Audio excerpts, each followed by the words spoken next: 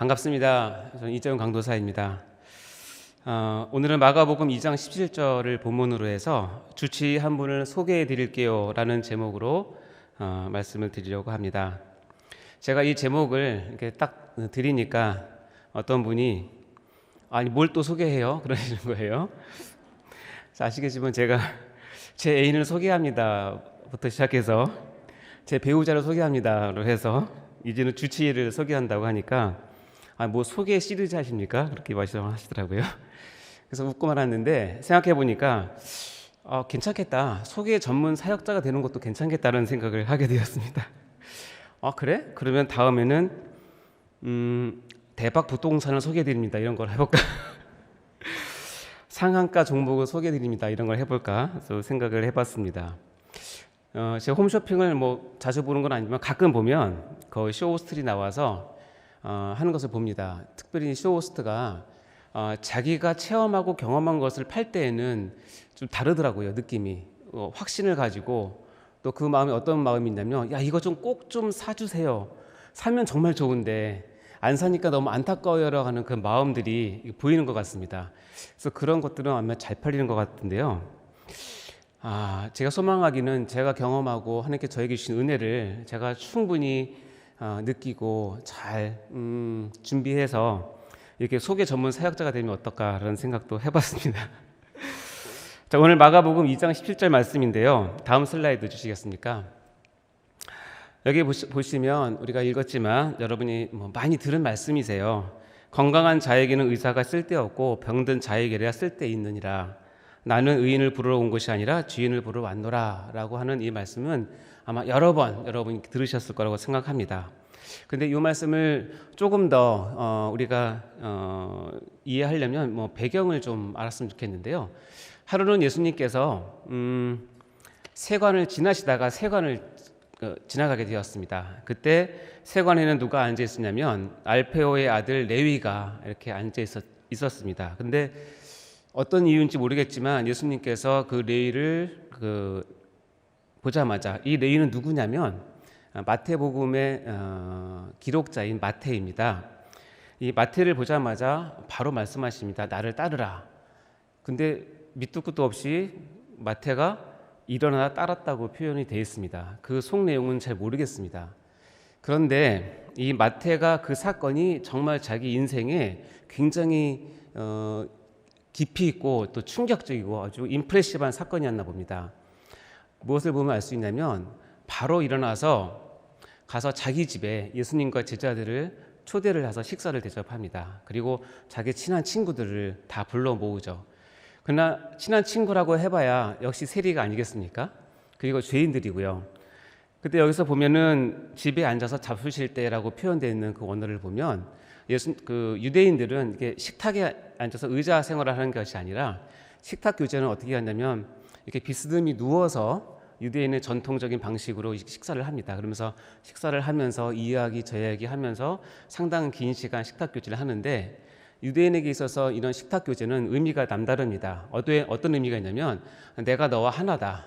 나는 너를 받아들인다. 나는 너와 같은 부류다라는 의미를 내포하고 있습니다. 그래서 예수님과 그 제자들이 지금 죄인의 대표성을 띠는 세리, 특히 매국노로 불리는 그들과 함께 지금 식탁 교제를 하고 있는 것을 누가 봤어요? 누가 봤을까요? 그것은 보면 바리새인의 서기관들이 그 장면을 보고 옳다구나 하고 비난을 하기 시작합니다. 그러면서 제자들을 불러놓고 야, 너희 선생은 어떻게 세리와 제자들과 죄인들과 함께 밥을 먹을 수 있니? 그래서 밥을 먹었다는 뜻이 아니라 식탁 교제를 가지면서 그들과 동일시할 수 있니? 라고 얘기를 하는 것이죠. 왜냐하면 예수님은 그 당시에만 해도 슈퍼스타고 율법을 뛰어넘는 뛰어난 가르침을 가지셨고 많은 기적과 치유 사역을 하셨던 분이기 때문에 이스라엘에 있어서 가장 핫한 이슈였기 때문에 그렇습니다. 그런데 이 바리새인과 서기관들은 그런 예수가 싫었고 자기 종교적 기득권을 지키기 위해서 예수님을 어쨌든 비난하고 고발하고 정치적으로 얽어매려고 했던 속셈이 있었기 때문에 아주 쾌재를 부른 거죠. 그 장면이 바로 이 오늘 읽은 9절의 앞에 나온 장면인데요. 다음 슬라이드 주시겠어요? 마가복음 2장 14절부터 16절입니다. 우리 같이 한 목소리 읽겠습니다. 시작. 또 지나가시다가 알페오의 아들 레위가 세관에 앉아 있는 것을 보시고 그에게 이르되 나를 따르라 하시니 일어나 따르니라. 그의 집에 앉아 잡수실 때에 많은 세리와 죄인들이 예수와 그의 제자들과 함께 앉았으니 이는 그러한 사람들이 많이 있어서 예수를 따름이로라. 바리새인의 서기관들이 예수께서 죄인 및 세리들과 함께 잡수시는 것을 보고 그의 제자들에게 이르되 어찌하여 세리 및 죄인들과 함께 먹는가? 라고 이야기를 했는데 이 이야기를 누가 들었냐면 예수님께서 들으신 거예요. 다음 슬라이드 주세요. 예수께서 들으시고 그들에게 이르시되라고 하는데 그들은 누구냐면 앞에 나왔던 바리새인의 서기관들, 바리새인과 서기관들을 하는 것입니다. 그들을 두고 한 말이 오늘 우리가 지금 본문으로 갖고 있는 의사의 이야기와 자기가 온 이유에 대한 이야기입니다. 가운데 있는 것을 볼까요? 건강한 자에게는 의사가 쓸데있고 병든 자에게야 쓸데있느니라. 이것과 같이 이것처럼 나는 의인을 부르러 온 것이 아니라 죄인을 부르러 왔노라 라고 말씀하신 것입니다. 자, 의사 이야기를 우리가 편의상 A라고 생각을 해봅시다. 그리고 예수님께서 말씀하신 죄인을 부르러 왔노라 라고 하는 것을 B라고 생각한다면, 자, 여러분 생각에는 예수님께서 이 말씀을 하실 때 A를 강조하기 위해서 말씀하셨겠습니까? B를 강조하기 위해서 말씀하셨겠습니까? 그렇죠. 당연히 B죠. B, 다시 얘기해서 내가 이 땅에 온 이유는 의인을 부르러 온 것이 아니라 죄인을 불러서 그들을 치료하고 그들을 치유하고 그들을 구원하기 위해서 이 땅에 왔다라는 것을 강조하기 위해서 말씀하신 거예요. 슬라이드 넘겨주지 마세요. 제가 말씀하시면은 네, 죄송합니다. 이게 스포일 됐네요. 근데 A라고 하는 것은 뭐냐면 그 B를 설명하려고 하다 보니 이 B는 영적인 일이거든요. 그들이 이해하지 못하니까 지금 그 자리에 있는 바리새인의 서기관들 그리고 세리와 죄인들 이 이야기를 듣고 있는 많은 사람들이 쉽게 이해할 수 있는 무엇인가 소재를 가지고 B를 설명하는 거예요. 그게 바로 A예요. 그 A는 우리가 다 상식적인 얘기죠. 의사에게는 건강한 자는 쓸데없다. 누구? 병든 자에게라야 의사가 쓸데있다. 너무너무 상식적인 이야기를 하시면서 그것에 빗대서 B를 설명하시면서 내가 그래서 이 땅에 왔다라는 것을 말씀하고 계시는 것입니다. 이것이 좀 복잡할 것 같으면 제가 표를 만들었는데 벌써 나왔죠? 보시겠습니다. 저기 말씀하는 A그룹은 금방 제가 말씀드린 거예요. 의사라고 하는 한 존재가 건강한 자라고 하는 사람을 대하는 것과 병든 자를 대하는 그 사건, 그 소재가 어떤 것처럼 나 예수가 이 땅에 와서 의인인 것처럼 말하는 사람과 죄인을 대하는 것을 이게 서로 대비를 해서 비교를 해주시는 것입니다. 다시 말씀드리지만 예수님의 가장 속뜻은 B를 지금 설명하기 위한 거예요. B를 선언하기 위하신 거예요. 그러나 그것을 이해하지 못할까 봐 예수님은 A라고 하는 것을 설명을 해드리는 것입니다. 제가 이번 말씀을 준비하면서 보니까 제가 개원한 지 벌써 20년 차입니다. 2002년 한일 월드컵 때 개원 준비를 막 하고 했는데 벌써 2022년이 돼서 제가 20년 개원하게 되었습니다. 그리고 제가 대한민국 의사 면허를 딴 지가 벌써 29년 차가 되었더라고요. 1993년에 땄으니까요.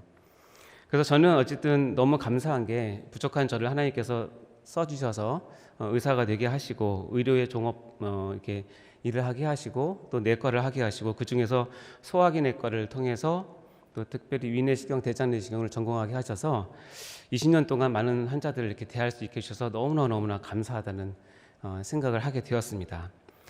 저도 다른 사람에게는 누군가의 주치의로서 역할을 하고 있습니다.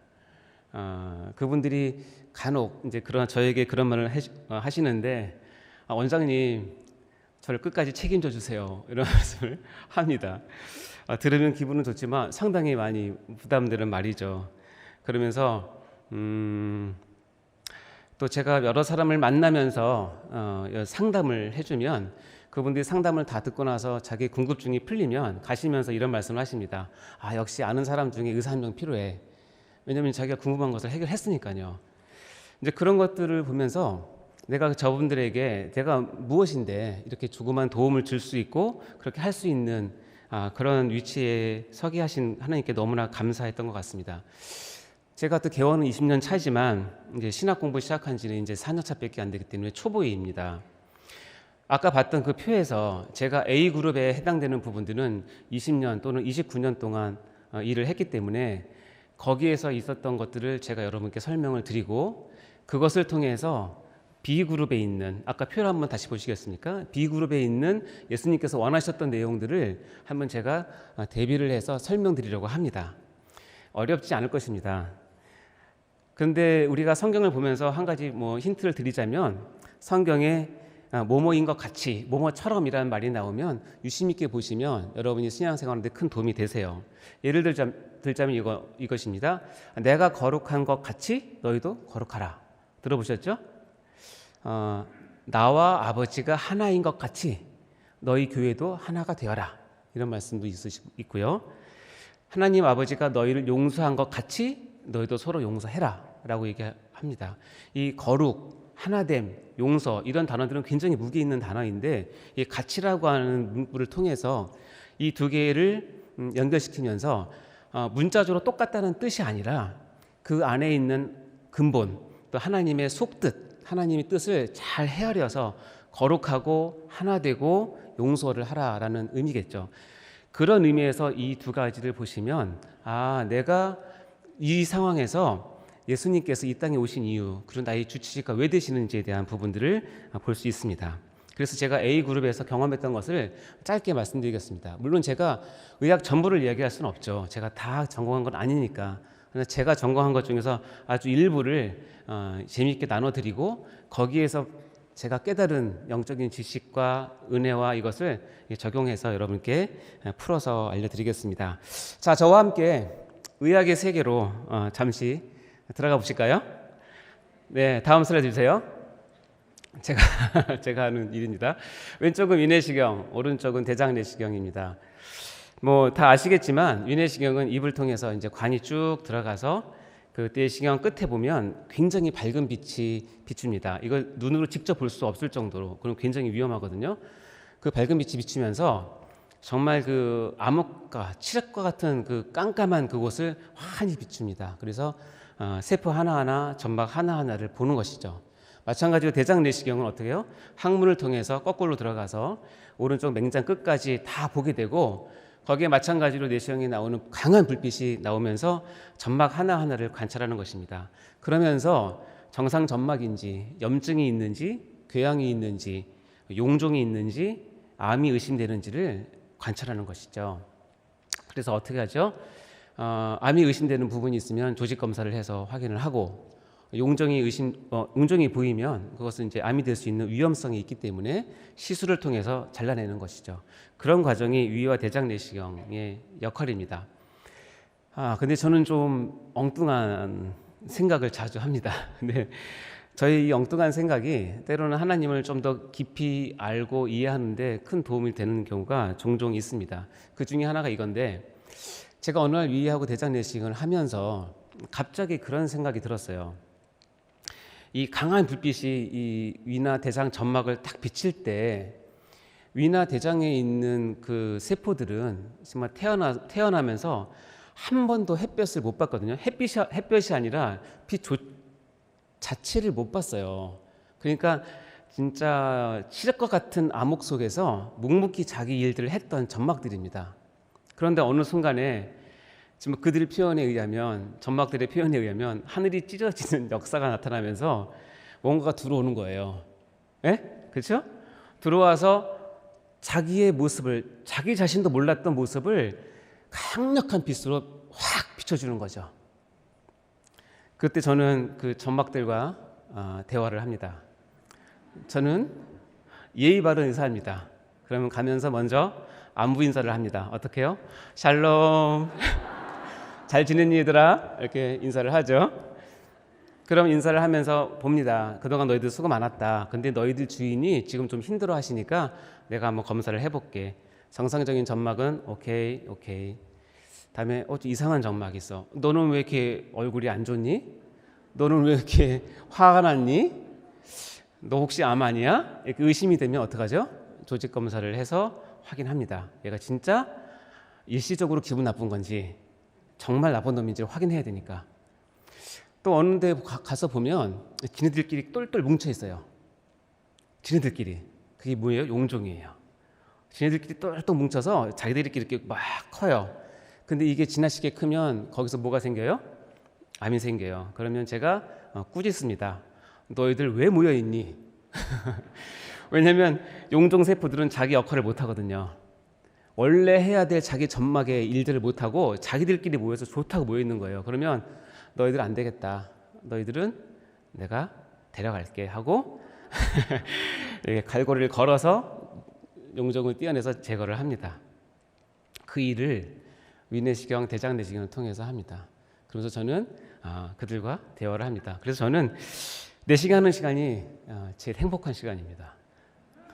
왜냐하면 그때 집중을 하기 때문에 밖에서 어떤 일이 있든지 내가 기분 나쁜 일이 있든지 복잡한 일이 있든지 다 잊어버리고 거기에 집중하게 되니까 이렇게 행복하더라고요. 그러니까 저는 하나님께 너무 감사한 게 행복한 일을 하면서 일을 하니까 그러면서 또 환자에게 도움을 주고 또 재정적으로 수입도 얻고 또 너무 감사하지 않습니까? 어쨌든 이런 일들을 하게 하시니까 감사한데요. 지금 말씀드렸던 짧은 이 경험이 우리의 주치 예수님도 우리 영혼의 치료자인 예수님도 영혼의 내시경을 통해서 동일한 방법으로 치료하신다는 것입니다. 그것을 한번 보겠습니다. 다음 슬라이드. 에베소서 5장 8절 말씀인데요. 우리 같이 한번 읽어볼까요? 시작. 너희가 전에는 어둠이었더니 이제는 주 안에서 빛이라. 빛의 자녀들처럼 행하라. 성경은 우리의 처음 상태를 어떻게 표현하냐면 한 단어로 표현합니다. 뭐예요?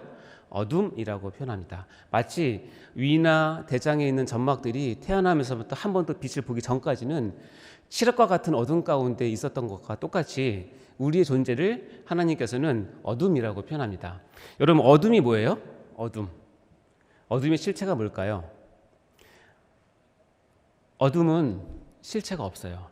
그래서 어둠을 정의를 내릴 때는 어둠 자체로 정의를 내리지 못하고 어떻게 내리냐면 빛이 없는 상태를 어둠이라고 표현하는 거예요. 이해되십니까? 이것은 마치 어떤 것과 같냐면 여러분 추움 이것은 어떻게 정의를 할까요? 추위와 추운 것 이것은 실체가 없는 거예요. 이것을 어떻게 정의하냐면 열을 빼앗긴 상태를 춥다라고 얘기를 하는 거예요.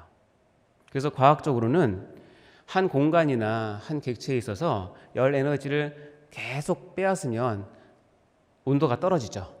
그렇죠? 36도에서 0도로 0도가 되면 물이 얼 것이고 영하 10도, 영하 20도, 영하 50도 쭉 내려갑니다.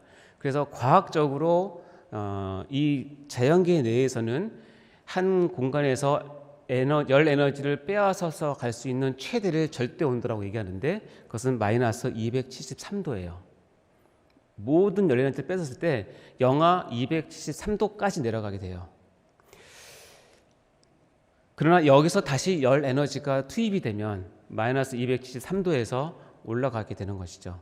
그래서 0도가 되면 얼음이 녹아서 물이 될 것이고 20도가 되면 우리는 가장 쾌적한 상태를 느낄 것이고 36도가 되면 우리의 체온이 될 것이고 100도가 되면 물이 끓을 것이고 태양의 표면은 500도이고요. 태양의 심부의 온도는 계산상으로서는 1억 도라고 얘기를 합니다. 근데 태양은 이 우주상에서 그렇게 밝은 별, 뜨거운 별이 아니에요. 그러니 우리 상상만 해도 열 에너지가 갖고 있는 위력은 엄청난 것이죠. 무한대라고 생각하시면 됩니다. 저는 이것을 준비하면서 어떤 게 떠올랐냐면 하나님의 은혜가 떠올랐는데 하나님께서 하나님의 백성들에게 너희가 내 말을 듣지 않으면 어떻게 해요? 저주와 책망을 할 것인데 자손 3, 4대까지 하겠다고 얘기를 하시고 반대로 어떻게 하죠? 너희가 내 말을 듣고 순종하면 내가 너희 자손 1000대까지 축복하겠다고 얘기하죠. 이것과 비슷하지 않습니까? 근데 유대인에게선 1000이라는 숫자는 어떤 뜻이냐면 매우 매우 많다는 뜻이에요.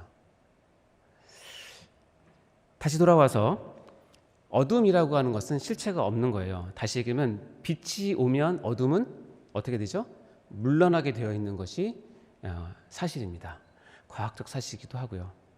영적으로도 마찬가지입니다. 여러분 어두운 가운데서 여러분이 어두움을 더 더한다고 해서 어둠이 더 어두워지거나 어두움을 조금 거친다고 해서 어둠이 밝아질 수는 없어요. 어둠을 제거할 수 있는 유일한 방법은 뭐냐면 어떻게 해요?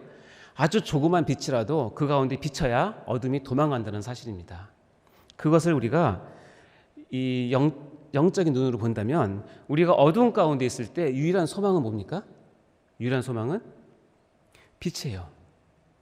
조그만 빛이라도 그 안에 들어와서 내 어둠을 몰아내야 비로소 내 모습을 볼 수 있고 비로소 내가 누구인지를 알 수 있고 비로소 내가 어떤 존재인지를 깨닫게 된다는 것이에요. 이것이 영적인 원리입니다. 이 어두운 가운데 아까도 제가 설명했지만 이 점막들이 정말 하늘이 찢어지는 그런 경험을 하면서 내시경 불빛이 들어오는 그 경험처럼 어두운 가운데 있는 인생들이 하늘이 찢어지는 듯한 무엇인가를 경험하는 때가 있어요.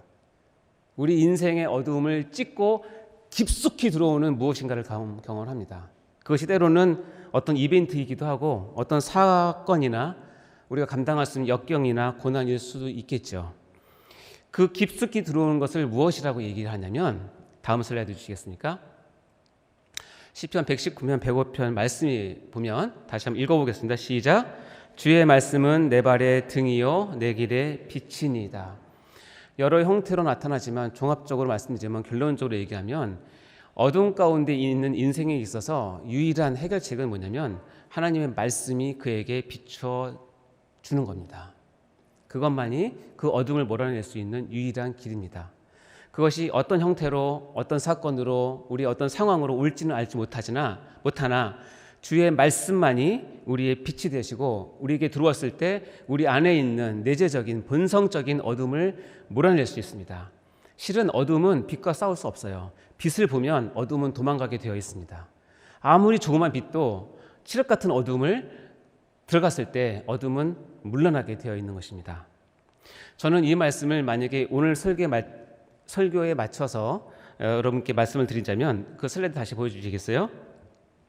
주의 말씀은 내 발의 등이요 내 길의 빛이니다를 지금 상황에서 바꿔서 말한다면 주의 말씀은 내 영혼의 내시경이요 그로부터 나오는 빗줄기입니다 와 같은 의미라고 생각하시면 돼요. 여러분 어떻습니까? 칼빈은 우리의 속마음을 어떻게 표현했냐면 한없이 찍어내는 우상 공장이라고 얘기를 했어요. 그만큼 우리는 어두움에 익숙해져 있고 어두운 가운데 있는 존재라는 것이죠. 바로 이러한 우리에게 하나님께서는 우리를 찍고 빛으로 오셔서 말씀으로 주시는 것이죠. 그래서 그 사람들은 이런 경험을 얘기합니다. 이제 들립니다. 목사님, 이제 목사님 설교가 들리기 시작했어요. 권사님, 이제 내가 성경책을 읽으면 이해가 돼요. 이제 순장님이 뭘 말씀하시는지 알겠어요. 양육하시는 교사분들이 왜 이렇게 안타까워하는지 알겠어요. 이게 들리는 거예요. 이게 빛이 들어가는 것입니다. 말씀으로 들어간다는 것이죠. 이렇게 되었을 때 하나님은 우리에게 무엇이 되냐면 다음 슬라이드 주시겠어요? 나는 너희를 치료하는 여호와가 되는 것입니다. 마치 아무리 위나 장에 문제가 있더라고 하더라도 내시경을 통해서 그것을 비춰내지 아니하면 드러내지 아니하면 치료할 수 없는 것과 같이 어둠인 우리를 뚫으시고 빛으로 들어오셔야 비로소 하나님께서는 우리 가운데 역사를 하십니다. 어떻게 해요? 치료하시는 여호와로 역사를 하시는 것입니다. 그럴 때 출애굽기 15장 26절 말씀에 의하면 이렇게 표현되어 있습니다. 이르시되 너희가 너희 하나님 나 여호와의 말을 들어 순종하고 내가 보기에 의를 행하며 내 계명에 귀를 기울이며 내 모든 규례를 지키면 어떻게 된다는 거예요? 애굽 사람들에게 내린 질병 하나도 너에게 내리지 않고 나는 너희를 치료하는 여호와가 되겠다는 말씀입니다. 이것은 마치 이것과 같습니다. 대장에 문제가 있어서 온 환자가 나를 만나서 나를 주치의로 삼고 그 병을 해결하고 싶으면 반드시 치러야 될 과정이 있다는 거예요. 질서가 있다는 거예요. 일단은 접수부터 해야 되겠죠. 그렇죠? 그리고 대장약을 다 아시겠지만 여러분 그 내시경을 하려면 장청결제를 먹고 장 청소를 해야 되지 않습니까? 그러니까 간호사로부터 그 약을 소개받아서 먹는 복용 방법을 자세히 듣습니다. 그것을 다 적어가지고 집에 가서 그 날짜에 시간에 맞춰서 그 약을 먹고 물을 마시고, 고통스럽긴 하지만 그 화장실을 여러 채 들락달락하면서 안에 있는 것을 다 배설을 하고 저와 약속한 그 시간에 도착을 해야 내가 그분을 붙잡고 치료하는 주치의가 될 수 있는 것과 같습니다. 여호와가 나의 주치의가 돼서 나를 치료하는 여호와가 되시려면 여러분은 여호와의 말씀을 듣고 순종하셔야 됩니다. 그리고 의를 행하셔야 하고 여호와의 말씀에 정말 여러분 세밀한 그 말씀에 귀를 늘 기울이셔야 되고, 그 말씀을 들었을 때에 여러분 지켜서 순종을 하실 때 그분은 내 안에서 역사하시면서 내 안에 있는 모든 어둠을 몰아내실 뿐만 아니라 내 안에 있는 모든 더러운 것들, 망가진 것들, 나를 죽이는 모든 죄악들을 이제부터 치료하시기 시작하시는 것입니다. 이것이 아까 봤던 A그룹에서 제가 경험했던 짧은 경험을 예수님께서 하고 싶었던 B그룹의 이야기를 제가 말씀을 드리는 것입니다. 다시 돌아가서 얘기하면 이것과 같습니다. 의사는 건강한 사람이나 건강하지 않은 사람이나 다 필요합니다. 그러나 자기가 건강하지 않다고 인정하고 나올 때 그 사람이 의사가 필요한 것이지, 자기는 건강하지 않은데 건강한 채 하면 그 사람에게는 의사가 필요가 없는 것이죠. 동일하게 우리는 모두 죄인입니다. 죄인이든 의인이든 우리는 창조주 하나님 예수 그리스도가 반드시 필요합니다. 그러나 내가 죄인임을 깨닫고 하나님 앞에 나아갈 때 그 사람에게 예수가 필요한 것이지, 내가 죄인임에도 불구하고 의인인 채 하며 사는 사람에게는 예수 자체가 필요 없다는 뜻이죠. 자, 이 과정을 제가 이제 설명을 드렸습니다. 예수님께서 아마 그런 심정으로 이렇게 말씀하셨을 것이라고 저는 생각을 합니다.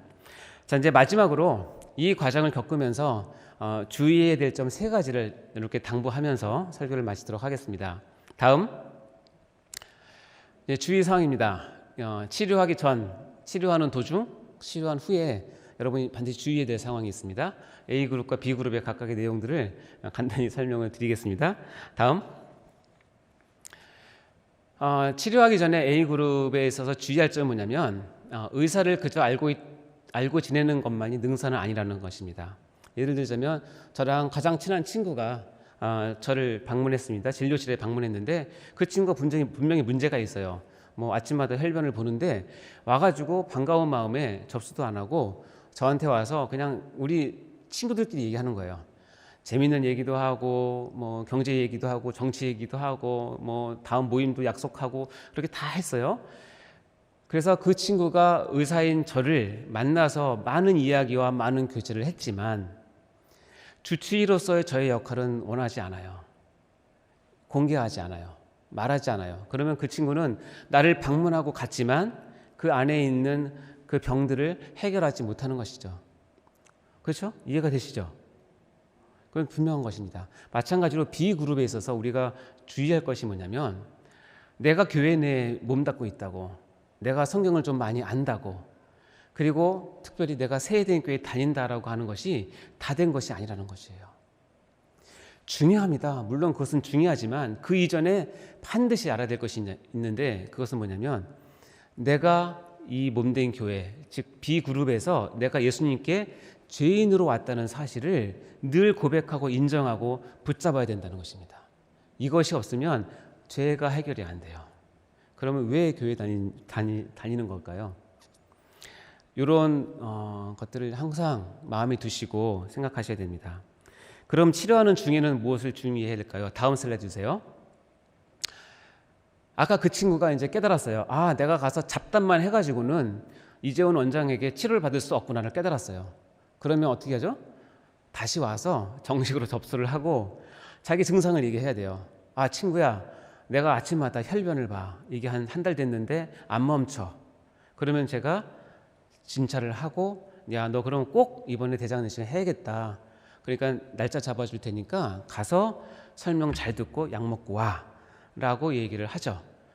그 과정을 통해서 아까도 얘기했지만 간호사한테 가서 그 과정을 다 설명을 듣고 약을 타가지고 가서 정해진 날짜에 정해진 시간에 맞춰서 정해진 분량의 약과 물을 먹으면서 대여섯 차례 이상의 설사를 하고 와야 정해진 저와의 약속 시간에 와서 내시경을 합니다. 그리고 발견을 하고 아까 봤던 그 현상들이 나타나는 거죠. 내시경을 통해서 무엇이 문제인가를 확인하고 치료할 것은 치료하고 그다음에 조직 검사할 것은 조직 검사를 하게 되는 것이죠. 이것은 뭐냐면 이 치료하는 과정에서는 반드시 질서가 있고 순서가 있습니다. 이해되시죠? 질서가 있고 순서가 있다는 사실을 기억하셔야 됩니다.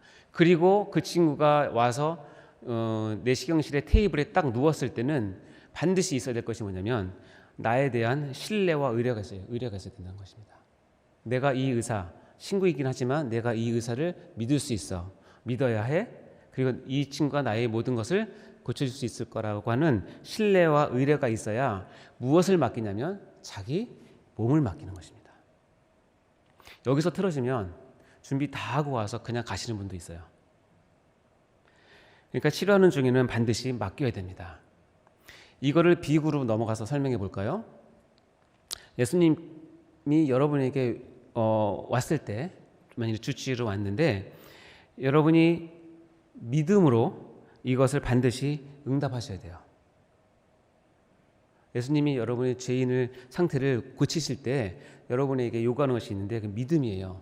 그런데 여기서 주의할 점이 뭐냐면 그 믿음은 여러분 안에서 만들어낸 믿음이 아니에요. 여러분이 만들어낸 믿음이 아니라 전적으로 하나님께서 주신 은혜의 믿음이에요. 전적으로 하늘에서 내려온 은혜의 믿음이에요. 그 믿음을 가지고 이제는 무엇을 해야 되냐면 여러분께서 그 믿음에 맞는 의탁함을 주님께 나의 모든 것을 의뢰함을 드려야 돼요. 마치 대장내시경 환자가 자기 몸을 나에게 의탁하듯이 나의 모든 몸과 나의 모든 생활과 생각과 나의 모든 삶을 누구께? 예수님께 의탁하는 것. 이것이 주치의로서 예수님께서 우리에게 하실 때에 반드시 중요한 일이에요. 그래서 믿음을 요구하세요. 믿음으로 화합지 않으시면 예수님께서 치료하시는 것들을 연기시키시거나 중단하실 수 있어요. 마치 중한 암 환자가 수술대 위에 딱 올라갔을 때 마지막 결정을 합니다. 받을 것인가 말 것인가. 그때 나의 주치의를 믿고 자기 몸을 드리고 마취에 들어갈 때 비록 그 사람이 치료를 받는 것처럼 그러나 결정적인 순간에 그 믿음의 행위가 없으면 드림이 없으면 치료가 안 일어난 것 같습니다. 그래서 믿음은 우리에게 있어서 이 역사에 있어서 우리가 예수님과의 치료자의 그 관계를 유지하기 위한 가장 중요한 핵심입니다. 그리고 말씀드렸지만 아까도 모든 것은 순서와 질서가 있습니다. 우리 구원도 구원의 여정 또는 구원의 서정이라고 하는 그런 내용들이 있는데요. 그런 과정들이 다 있습니다. 그런 과정들을 통해서 우리가 하나님 앞에 치료를 받는 것이죠. 자, 이제 마지막으로 가장 중요한 것이 있는데 치료받은 후입니다. 다음 슬라이드. 네, A그룹에서는 가장 중요한 것은 여러분 진료비를 반드시 내셔야 된다는 것입니다. 왜 웃으시나요? 이상한가요? 여러분이 진료비를 내셔야 저도 헌금을 하고 병원 경영도 하고 저희 직원들 월급도 주지 않습니까? 네. 근데 참고로 우리나라는 정말 의료 강국입니다.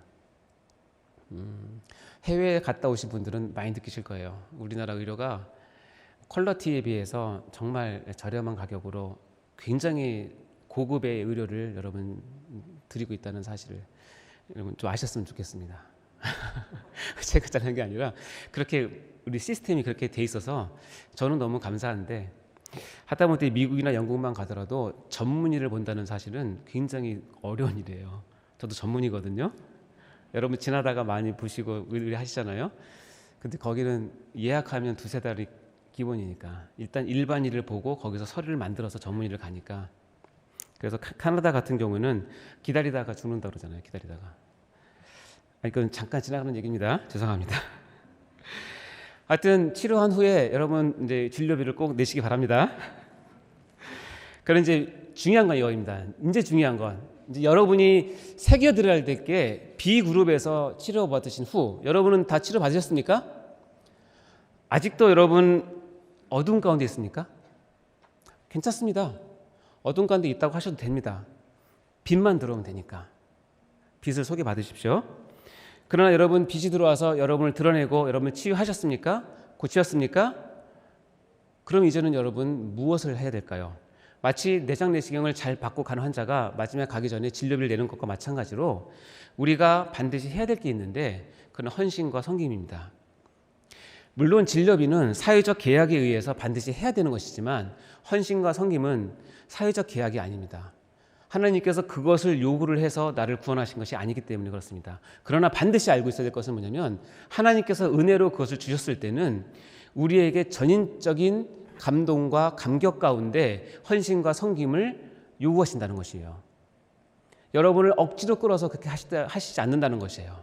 여러분이 정말로 치유받아서 그 치유가 얼마나 감동과 감격이 되고 나의 새 생명 주신 것이 감사하면 그 감사에 따라서 여러분이 인격적으로 자발적으로 헌신적으로 힘에 지나도록 여러분이 헌신과 섬김을 하셔야 된다는 것입니다. 그것이 성경적이라는 것이에요. 그래서 저는 이 은혜 갚음이라는 말을 쓰기가 굉장히 두렵습니다. 우리가 어떻게 해야 하나님의 은혜를 갚을 수 있을까요?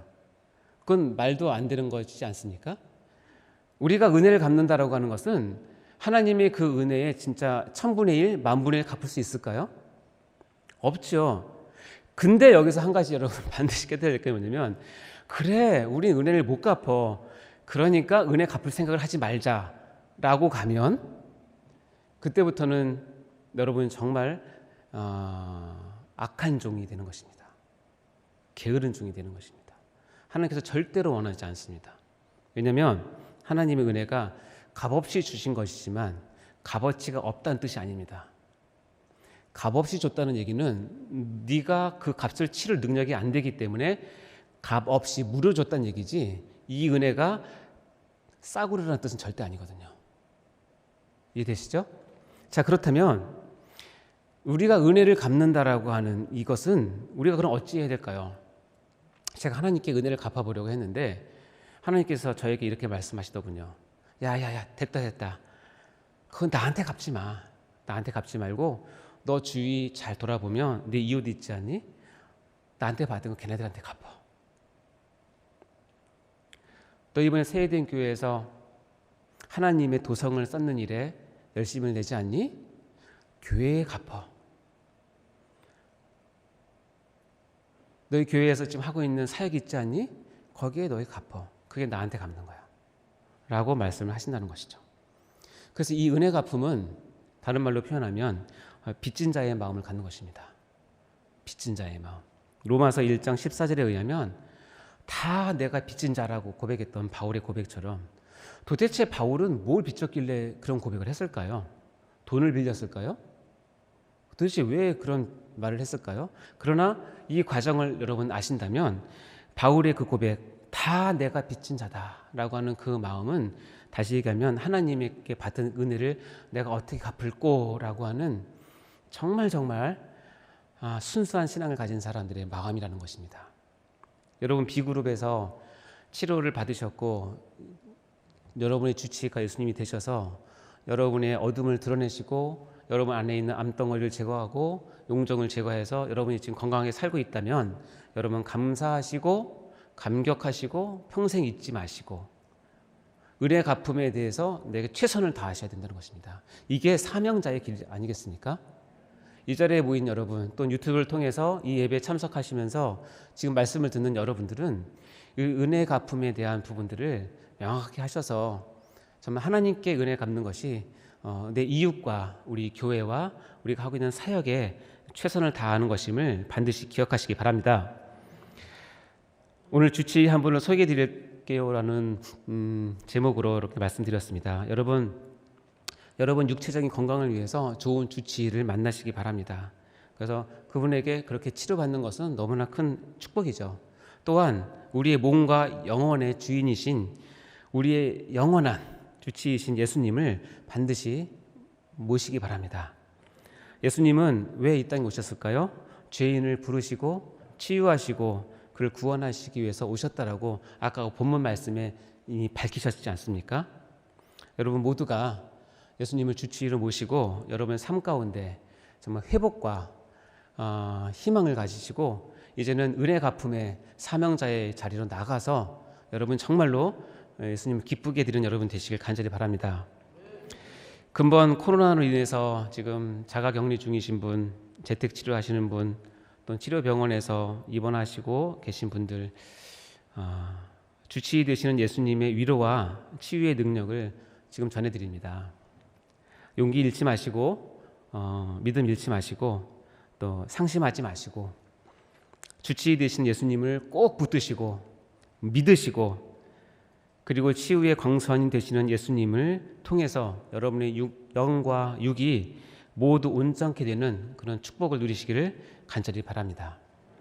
이 자리에 있는 모든 여러분들 또 유튜브를 통해서 말씀 듣는 여러분 모두도 주치의 되신 예수님을 통해서 영육간에 온전한 건강을 이루시기를 주 예수의 이름으로 축원합니다. 기도하겠습니다. 하나님 아버지 감사합니다. 이 어찌 큰 사랑입니까? 정말 하예와 같은 그 사랑을 우리에게 부어주셔서 우리를 몸둘 바 모르게 하셨는데 이제는 우리의 주치의로서 우리의 모든 것을 치료하시고 우리를 세우셔서 하나님의 나라의 귀한 일꾼으로 삼으시는 하나님의 그 귀하신 은혜와 사랑을 이 시간에 찬양을 드립니다. 우리 모두가 주치의 되신 예수님을 모시고 영육간에 강건하여서 주님 앞에 서는 그날까지 우리에게 맡겨진 사명 잘 감당해가는 저희 모두가 될 수 있도록 축복하여 주시옵소서. 감사드리며 예수 그리스도 이름으로 기도합니다. 아멘. 할렐루야. 은혜 받았습니다. 감사합니다.